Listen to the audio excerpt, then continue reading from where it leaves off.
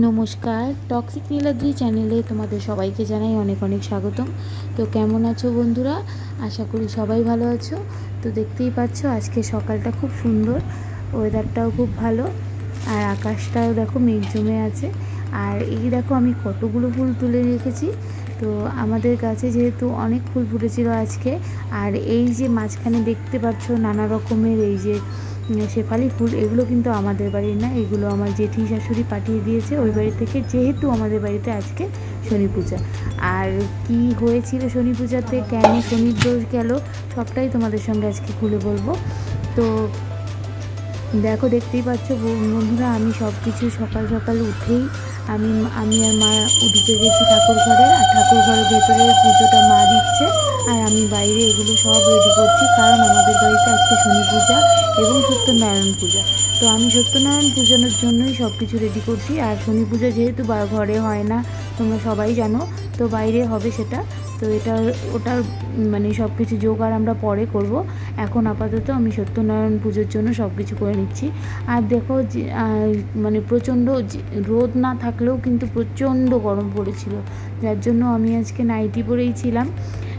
মানে পুজোর জন্য যে এক্সট্রা শাড়ি পরতে হবে সেটা আমি পরে পরবো ভেবেছি, আগে আমি রেডি করে নিই সব কিছু, তারপরেরটা পরে দেখা যাবে। তো দেখো আমি ফলগুলো কেটে নিচ্ছি। তো ফলগুলো কেটে নেওয়ার পরে আমার কিন্তু 2-3 থালায় আমার সাজানো শেষ। আর এইদিকে দেখো 5 ফল লাগে, যেহেতু ঘটে, তো 5 ফল আমি রেডি করেছি। এইদিকে আবার পাতিলগুলো ধুয়েও আমি সিঁদুর লাগিয়ে দিয়েছি। তারপরে কিন্তু আমি নারকেল মানে কুড়োচ্ছি, কারণ এটা দিতে হয় সিন্নি প্রসাদে। তো এর আগে সপ্তাহে তোমরা দেখেছো আমরা সিন্নি প্রসাদ নিয়ে গেছিলাম শনি মন্দিরে, মানে দিনহাটা মহামায়া পাটে। তো যেহেতু সেদিন আমরা সব দিয়ে আসছিলাম, আজকে তো ঠাকুর মশাই দিয়েই আমরা পুজো করব ঘট বসিয়ে। তো বাড়ির পুজো বললে কথা, আর সত্যনারায়ণ ঠাকুরও কিন্তু সিন্নি প্রসাদেই সন্তুষ্ট হন, যেটা আমি শুনেছি। তো তার জন্যই কিন্তু আমরা ঠাকুর মশাইকে এনেছি পুজো দেওয়ার জন্য। তো উনি ওনার পুজো শুরু করে দিয়েছেন, আর আমি এখানে বসে পুজো দেখছি, আর তোমাদেরকে মানে ভিডিওটা দেখানোর জন্য ভিডিও করে রাখছি কিছু কিছু ক্লিপগুলো।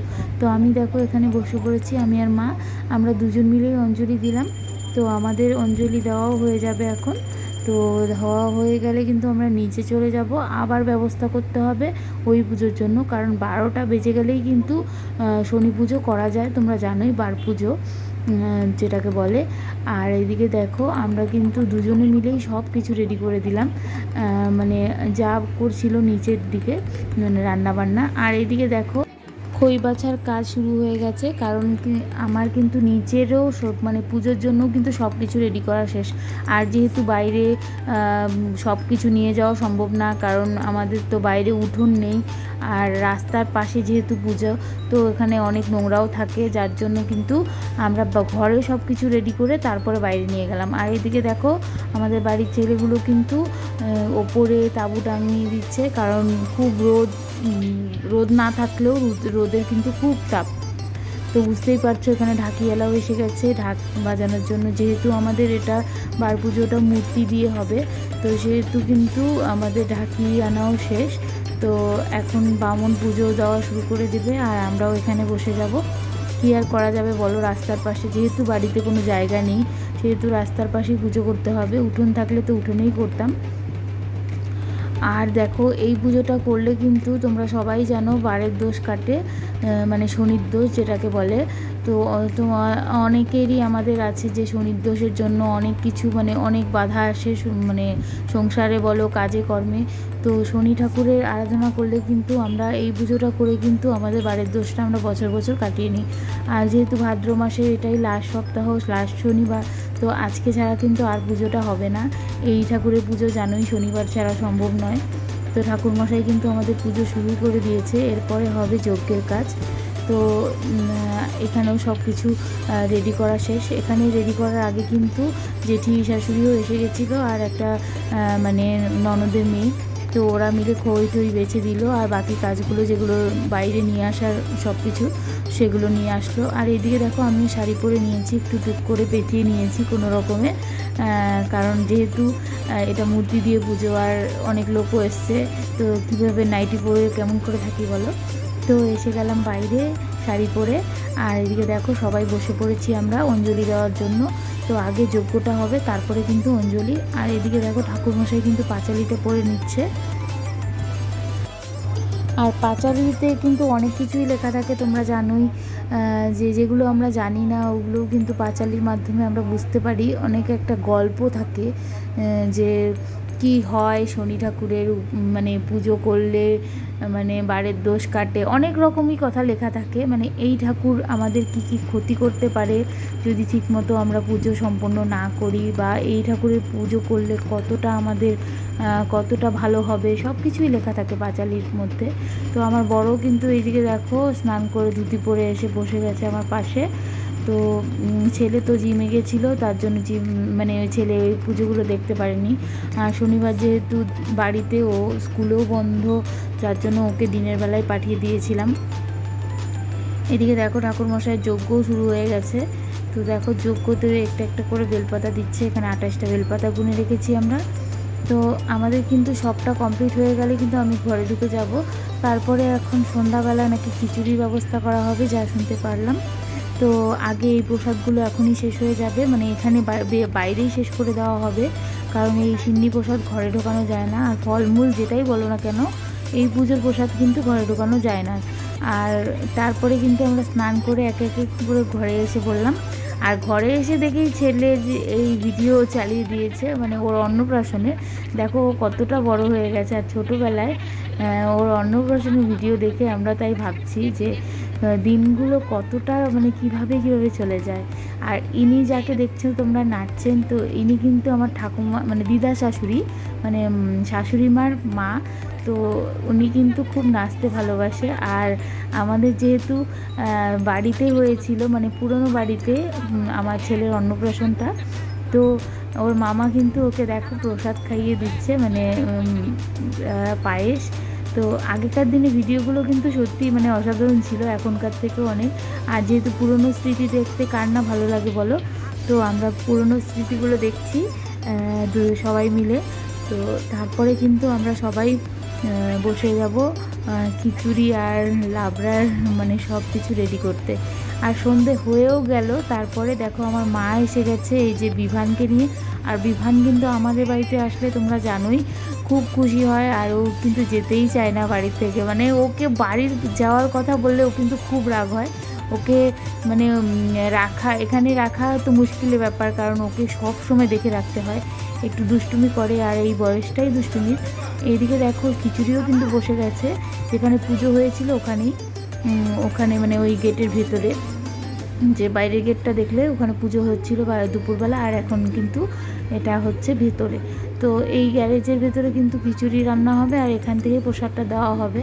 তো আমরা এখন এদের নাচ গান দেখছি, কারণ যেহেতু বক্স এনেছিল, আর বাড়ির বাইরে একটু একটু বৃষ্টিও পড়ছিল, তো বাচ্চারাও তো আর ঘরে থাকতে চায় না, বৃষ্টির মধ্যেই নাচানাচি করছিল। তো এইদিকে দেখো আমার ছেলেও যোগ দিল, আর ওর কাকু, সবাই মিলেই নাচানাচি করছিল। তারপরে মাও যাওয়ার মানে জন্য একদম রেডি হয়ে গেছিলো, কারণ বাচ্চাটা খাওয়ার সময় হয়ে গেছিলো, ও খাবে বাড়িতে গিয়ে।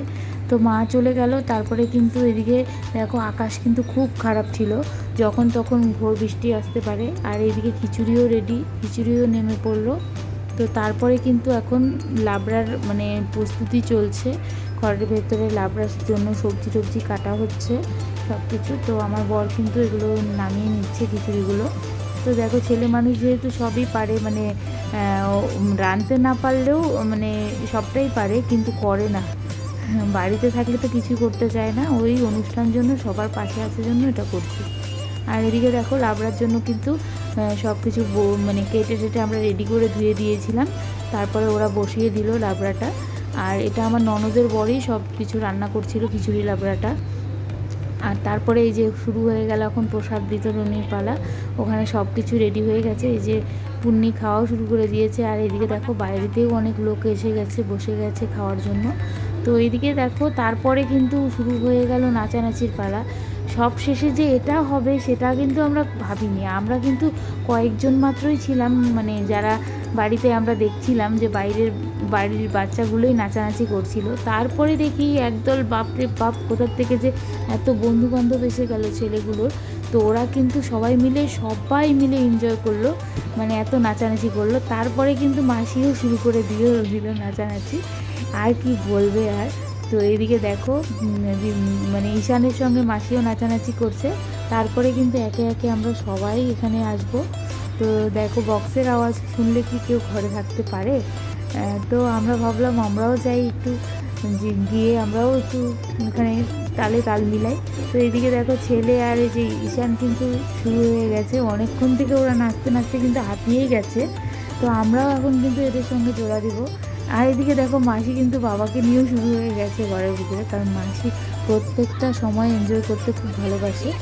মানে এখনও মানে বয়স যে হয়েছে ওটা কিন্তু মাসির বোঝা যায় না। আর মাসির কথা হলো মরে গেলে তো সবই পড়ে থাকবে, তাই যতটা দিন বেঁচে আছি সব এনজয় করেই নিই।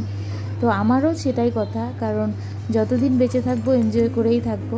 আর এদিকে দেখো আবার কিন্তু শুরু হয়ে গেছে বাইরে এসো। বাবা কিন্তু আমাদের বোঝা যায় না, বাবাও এতটা রসিক। এইদিকে দেখো সবাই মিলে কিন্তু এই যে বললাম না ছেলে পেলে মিলে শুরু হয়ে গেছে সবাই মিলে ডান্স। তো আমি কিন্তু এগুলো লুকিয়ে লুকিয়ে ভিডিও করছি, কারণ ছেলেগুলো দেখলেই কিন্তু সরে যাচ্ছে ভিডিও করা দেখে। তো আমরা এদিকে ভিডিও করছি দেখে ওদের অসুবিধা হচ্ছিলো, তো আমরা লুকিয়ে লুকিয়ে কিছুটা ক্লিপ নিলাম। তারপরে কিন্তু আমাকেও ছাড় দেয়নি, আমাকেও টেনে টুনে ওখানে নিয়ে গেছিলো। আর আমারও মানে এমনও হয়েছিল সেদিন, মানে বক্সের আওয়াজটা কানে যেতে যেতেই মনে হচ্ছিল আমিও যাই, যে গিয়ে ওখানেও একটু আমিও তালে তাল মিলাই।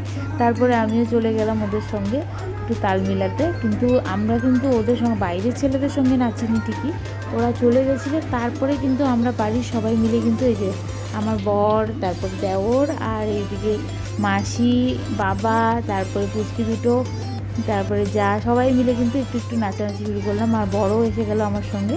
তো এইদিকে দেখো নাচানাচি হচ্ছে। তো আমাদের দিনটা কিন্তু আজকে খুবই ভালো কাটলো। আর কেমন লাগলো ভিডিওটা তোমরা কিন্তু অবশ্যই কমেন্টে জানাবে। ভালো লাগলে লাইক শেয়ার করে দিও। আর ভালো থেকো সবাই, সুস্থ থেকো, সাবধানে থেকো। দেখা হচ্ছে নেক্সট ব্লগে।